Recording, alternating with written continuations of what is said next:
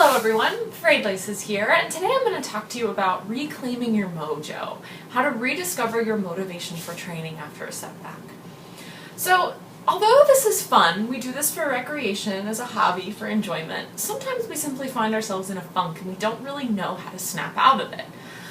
These training funks can be caused by an injury, they can be caused by a bad race, or they can just pop up in the middle of a training cycle. And so when it happens, it's really important that you can find concrete ways and constructive ways to dig yourself out of this funk so that you can continue to enjoy the sport that brings you so much typical happiness. So I have 3 tips for you on what to do when you're in a funk and how to go about trying to pull yourself out of this funk. The first tip that I have for you is to understand your mood and understand how that relates to your training.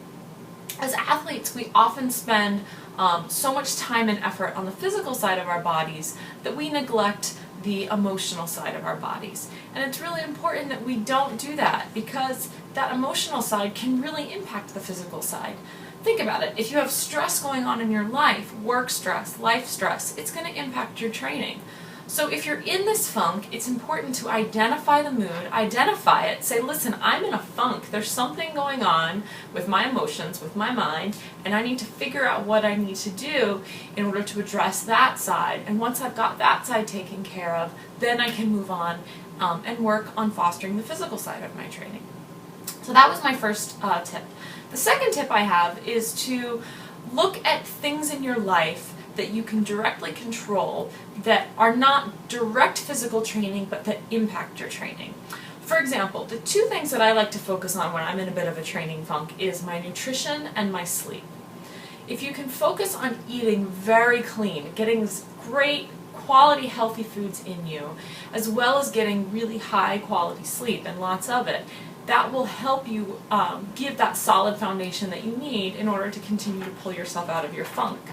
And you'll also have this side benefit by the fact that you're able to control something related to your training.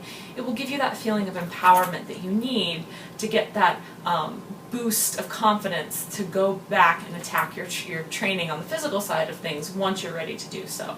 So that's my second tip, which is to take control of things that you can control, such as your food and your sleep. The third tip I have for you is to do training for that emotional side of you. Usually all we focus on is physical training, the running, the biking, the swimming. But you know what? Ignore all physical training that you're going to do for now and work on building that emotional side. What I mean from that is do activities that are going to get you to fall in love with your sport all over again. Go out on an easy ride, take a new route, explore new places, go slow, stop for coffee, stop for muffins, stop for a beer. You know, go out and enjoy spending time on your bike, enjoy spending time running, enjoy spending time swimming. Because often when you're in a training funk, doing these kinds of activities may feel like punishment. So you want to do activities in a way that is going to be really rewarding for you, and that will help work on building your emotional fitness. And then once you finally have fallen back in love with your sport, then you can worry about the physical side of things. So those are my 3 quick tips on what to do when you are in a funk, and essentially they all revolve around ignoring any sort of physical training and focus on the emotional side. You need to keep that you need to nurture this emotional side of us as athletes, and it's really important that we do that. So I hope that you guys found these tips helpful, and if you're in a funk, I wish you all the luck, and know that it is only temporary and you will get out of it. So I hope you guys continue to keep up your awesome training, and I'll see you next time. Bye-bye!